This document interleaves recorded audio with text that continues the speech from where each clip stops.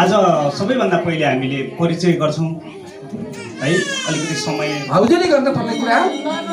त्यसै गरी बुवाहरू पनि छुट्टी भिन्दा भएको छैन भने ठुलो बुवाले गर्नुपर्ने कुरा, ठुली आमाले गर्नुपर्ने कुरा, अझै पनि अङ्कलहरू पनि छुट्टिनु भएको छैन भने अङ्कलले गर्ने कुरा, आन्टीले गर्ने कुरा र आफ्नो परिवारका अग्रज दाइले गर्ने कुरा, भाइले गर्ने कुराहरूमा निकै ठुलो भूमिका आफ्नो तर्फबाट रहने भएको हुनाले यसलाई अभिभावक सचेतना कार्यक्रम भनेर राखेको कुरा मैले यहाँहरू समक्ष जानकारीका निमित्त अनुरोध गरेँ। नम्बर 1, अब भूमिका निर्वाह गर्नुपर्ने के हो त भन्ने बारेमा यो कार्यक्रमलाई सँगै डोर्याएर लैजाने, यो कार्यक्रमसँग एकदम भनौँ एक किसिमले जसरी हामीले झोलाभित्र आफूलाई आवश्यक पर्ने महत्त्वपूर्ण सामान झोलाभित्र राख्छौँ, बाहिरबाट हेर्दा केही देखिन्न, त्यहाँभित्र पैसा पनि हुन्छ, गहनापात पनि हुनसक्छ, कसैको लागि महिलाले बोकेको हो भने पुरुषले पनि बोकिदिन सक्छ, त्यसै गरी मोबाइलहरू हुनसक्छ, ल्यापटपहरू हुनसक्छ, केही पनि हुनसक्छ झोलाभित्र। त्यस कारणले झोलाभित्रको मुख्य कुरा बाहिरबाट हेर्दा हामीले यसलाई पहिचान गर्न सक्दैनौँ, थाहा छैन कि झोलाभित्र के राखेको छ भन्ने कुरा।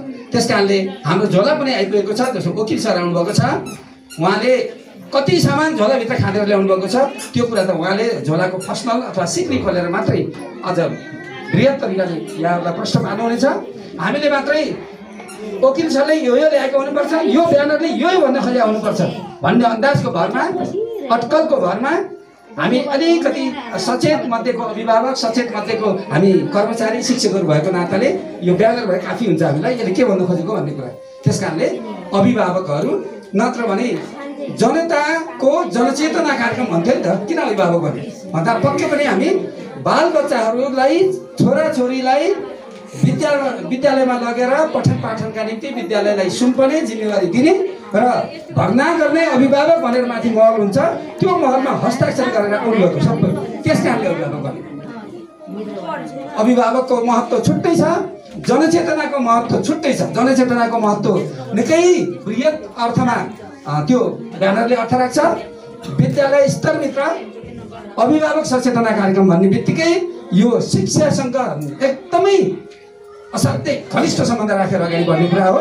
त्यस कारणले यो शिक्षासँग जोडिएको विषय हुनाले आफ्नो बालबच्चाहरूको अथवा आफ्नो सन्तानको भविष्य, उज्जवल भविष्य निर्माण गर्नको निमित्त यहाँहरूको भूमिका कस्तो हुनुपर्छ त्यो भूमिका हामीले निर्वाह गरेका छौँ वा छैनौँ। कतिपय त गर्नुभएको होला नि त, अहिले पनि वकिल सरले यो भन्नुभयो, यो त मैले पुरा गरेको छु, अनि यो नम्बरमा यो भन्नुभयो, त्यो त मैले पुरा गरेको छु, यति बुढा नम्बर 13 मा यस्तो गर्नुभएको छ तर मैले पुरा गरेकी छु, तर मेरो नानीको बुवाले, मेरो छोराको बुवाले गर्नुभएको छैन भन्ने पनि हो।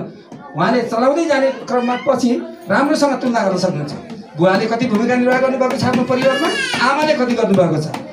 त्यस कारणले बुवाले बुवाको कोणबाट, आमाले आमाको कोणबाट, टोटलमा अभिभावकले खेल्ने भूमिका छ कि छैन आफ्नो परिवारबाट हो। यो विषयलाई निकै घनीभूत तरिकाले यहाँको बिचमा सरल भाषामा, बुझ्ने भाषामा एकदमै हाम्रो लेभलबाट, हाम्रो तहबाट स्पष्ट हुने गरी राख्नुहुनेछ भन्ने पनि म यहाँको बिचमा अनुरोध गर्न चाहन्छु यो प्रशिक्षक सरका निम्ति।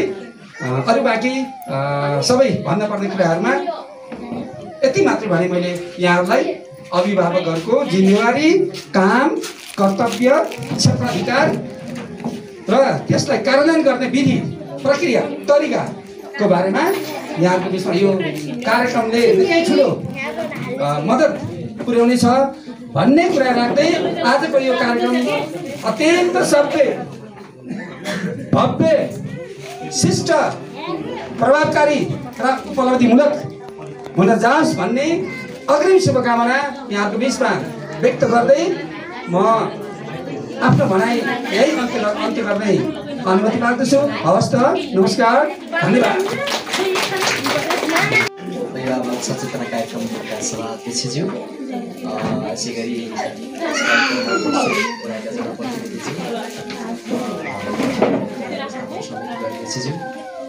यस विद्यालयका सहायक र अन्य शिक्षक सरहरू, अभिभावकज्यूहरू र यस कार्यक्रमको सहजीकरणको लागि आउनुभएका हाम्रो आदरणीय सहजकर्ता वकिलज्यू लगायत सबैजनालाई मेरो व्यक्तिगत तर्फबाट एवं 7 नम्बर कार्यालयको तर्फबाट हार्दिक नमस्कार चाहन्छु। यो कार्यक्रम अभिभावक सचेतना कार्यक्रम 2वटा माविमा सञ्चालन हुँदैछ भनेर सुन्न पाउँदा म धेरै खुसी छु। सबैभन्दा पहिले त यो सामुदायिक अध्ययन केन्द्र उनीहरूले आफै भन्न खोजेको कुरा व्यक्त गरेका कुराहरू चाहिँ एउटा पत्र पत्रिका के भन्छ कापी कलममा कसरी लेख्ने होला, यो खालको चाहिँ अभियान कसरी चाहिँ हामीले साकार बनाउन भनेर नेपाल सरकारले एउटा नीति ल्यायो। त्यो अन्तर्गत तपाईँको देशभरिका करिब 2100 सामुदायिक अध्ययन केन्द्रहरू 2100 सामुदायिक अध्ययन केन्द्रहरू स्थापना भइरहँदाखेरि तिनीहरूले चाहिँ तपाईँको चाहिँ टोल बस्तीमा चाहिँ अलिकति प्रौढ भन्छ नि, अलिक प्रौढ उमेरका जनसङ्ख्यालाई चाहिँ प्रौढ शिक्षा अभियान सुरु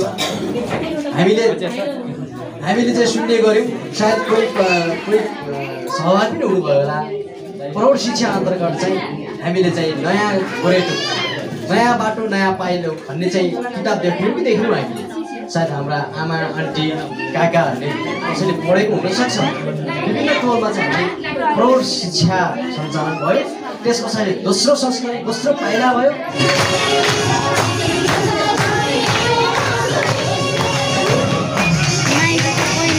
घाँस काट्दा त पहिला हात काटिन्छ नि त कहिलेकाहीँ होइन, पछि बानी पर्छ। त्यस्तै अर्को डर कुन बेला लाग्छ भन्दा मान्छे जब मर्छ त्यो बेला सुन्नु भएको छ पुरा पछाडि सुनेर भन्नुहोस्, यो प्रयोग गरौँला है। हामी कस्तो कार्यक्रममा छौँ? सभ्य मर्यादित कार्यक्रममा छौँ। व्यक्तित्व हुनुहुन्छ तपाईँहरू सबै।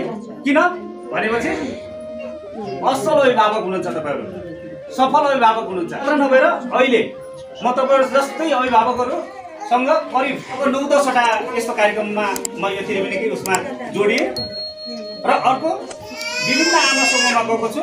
त्यो चाहिँ त्यो कार्यक्रम के थियो त भन्दा सबै निःशुल्क थियो। मैले समाज सेवा गर्नुपर्छ भन्ने उद्देश्यका साथ यसरी जोडिएको थिएँ।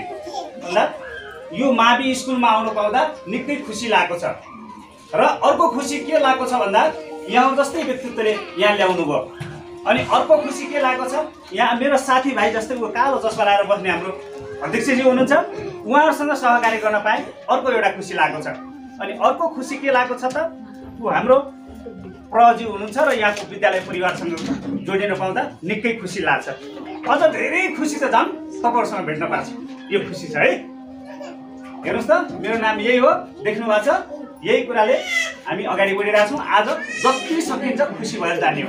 जहिले निधार खुम्चा छ, जहिले दुखी भएको छ, मलाई यो कुरा पुगेको छैन होइन, यो कुरा पुगेन, यस्तो कुराबाट हामी के गर्छौँ, टाढा हुने गर्छौँ।